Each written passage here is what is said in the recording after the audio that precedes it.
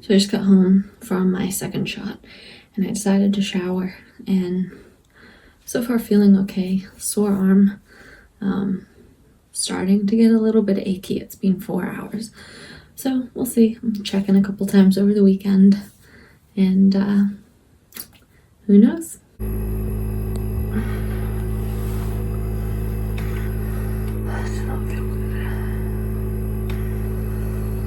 Spend the day just laying on the couch. The achiness kind of comes and goes, so just taking it quietly and watching Lord of the Rings. A little over 24 hours later, still not feeling great, but definitely way better than I felt yesterday.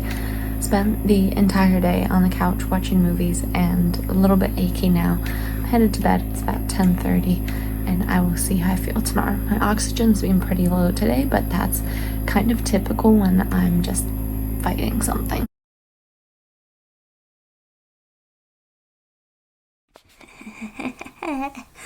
I got my second vaccine on Friday of last week, so I am 5 days post-vaccine. Wow, I'm really late making this. So I just wanted to come on here and talk a little bit about how I feel, how the vaccine went, and I got a few questions after my first shot just about how I was feeling and what the process was and just about COVID vaccine generally. So coming on here to talk to the PAH people that are following, and then anybody generally who just had some questions about this. Now, I am not a doctor, so one of the things I'm very mindful to tell you is that any information I'm providing, I have given you links below, and if there's something I don't know or have not researched, I am not going to provide the information. I did ask for people to put any questions that they had on my Instagram page, and I would answer them here. So that's what I'm going to do today. One of the first things is, well, what are the vaccines and what is on offer and what do they do? So there's a few different kinds. They're offered in different regions, so I'm just going to go through those and talk about the differences between them. So the first is COVAX, which is actually offered by the UN. It is in partnership with a number of pharmaceutical companies, and the purpose of this vaccine is actually going to be getting it to developing nations. So the 92 poorest countries of the world will be covered by, or should be covered by, the COVAX vaccine, which the UN is going to help distribute. The 98 richest countries of the world are, of course, buying up all of the available supply from the other manufacturers. So the world and the WHO, the World Health Organization, has said for the world to get back to normal, it's going to be really important for us all to partner together to overcome this together. As long as there are developing countries or countries without the infrastructure to continue fighting this, we're not going to get through this. And part of the reason for that is, as long as this continues spreading, it will continue mutating.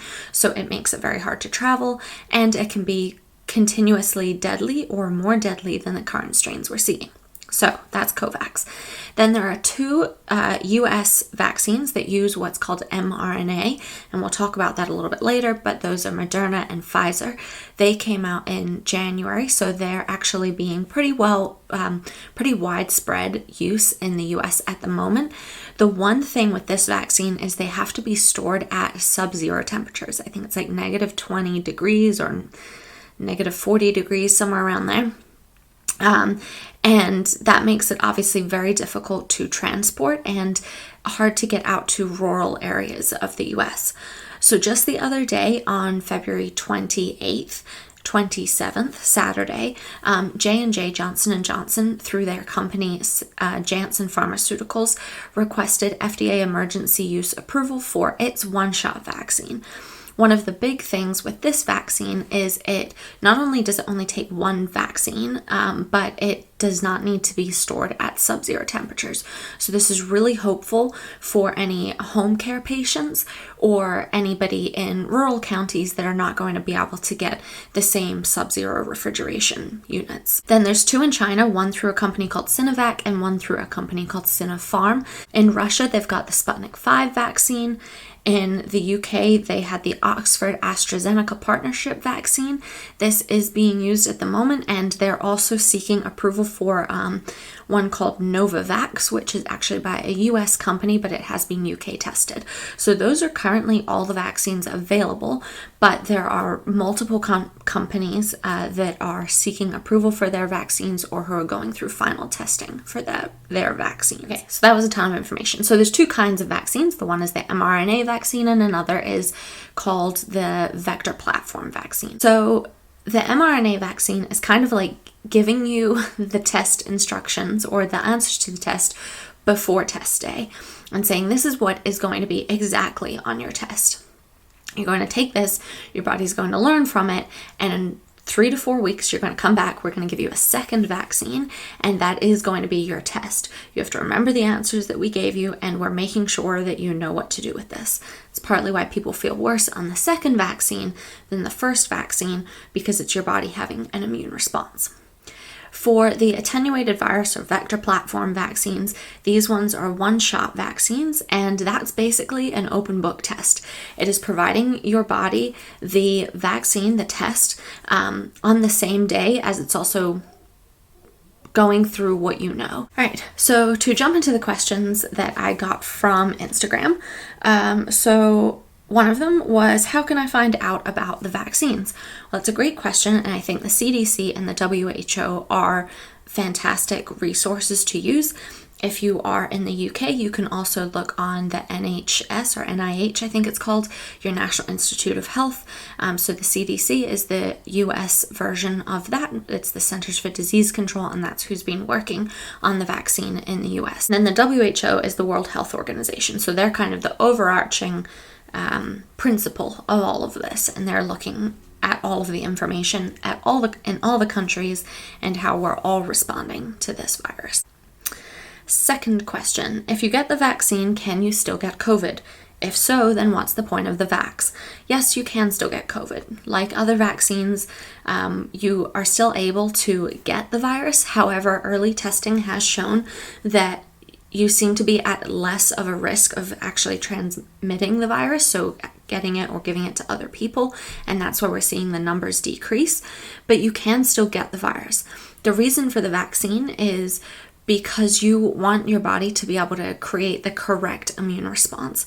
Part of COVID and part of the scariness of COVID is that our bodies don't actually know how to handle it very well, and it kind of goes into overdrive, and that's where they've ended up with people in hospital who maybe have weaker immune systems or who are more prone to pneumonia, and because this is a lung disease, or this impacts the lungs, it's a respiratory illness, this is really impactful for people with lung diseases or smokers or anybody with really high risk illnesses.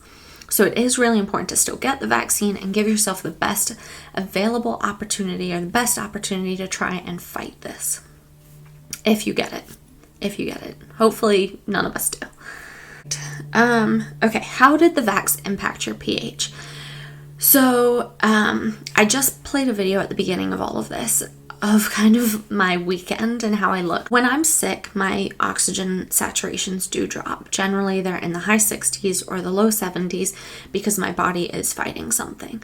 With the COVID vaccine, it actually was no different. So for Saturday, again, I got my vaccine on Friday afternoon. So for Saturday, my oxygen levels were kind of in the low to mid 70s, and then suddenly they would come back up when I was feeling fine, and they would drop again when I started to get the aches and pains, which came and went for most of the day. Actual impact on my pH was not too much. I mean, I tried to just have a really quiet day after I got the vaccine, knowing that I wouldn't feel 100%. I did have a really rough night's sleep. I just getting out of breath when I did anything at all, like rolled over in my sleep, got up to go to the bathroom, do anything. But by the next evening, by Saturday night, I really did feel almost back to normal. I'm scared I'll feel terrible. What do I do? I mean, that's valid. Your feelings are valid, and there is so much unknown just about vaccines generally and how COVID impacts everybody. The way I looked at it when I went to get my vaccine was, do I want COVID? No, I don't. And if I have to take a very small portion of this ache and pain for a day, I can handle that. If it's a headache for a day, I can handle that. It's not ideal, and it's definitely not how I want to spend my weekend, but to me that was far better than the alternative, which is the potential to still contract COVID and be very, very sick from it. So for me, it was kind of weighing the pros and cons of it and saying, yes, this is worth it for me. It's a little bit of peace of mind. And, now I feel a little bit more comfortable being able to do a couple things around the house. This one's actually not a question, it's a statement, but I did think it was important to read. So it said, my doctor told me not to get it. Okay, well, I think if your doctor tells you no, then you really do have to listen to your doctor. Again, I'm not a doctor, and I think it's like to each patient is going to be a little bit different. However, I would recommend what you do is ask your doctor why. Have a conversation with them about what their concerns are, and if it's about you specifically, if they're just not certain about the vaccine generally for every single one of their patients. I think if that's the case, if it's a general thing, then you need to do a little bit of your own research and maybe have a bit of a back and forth conversation with them. I'm not ever saying go against your doctor, but if you feel like this is right for you and they don't have concerns for you specifically, then you need to make the decision that is right for you and your life. Okay, so all said and done, so now what? We got the vaccine, and what can we do?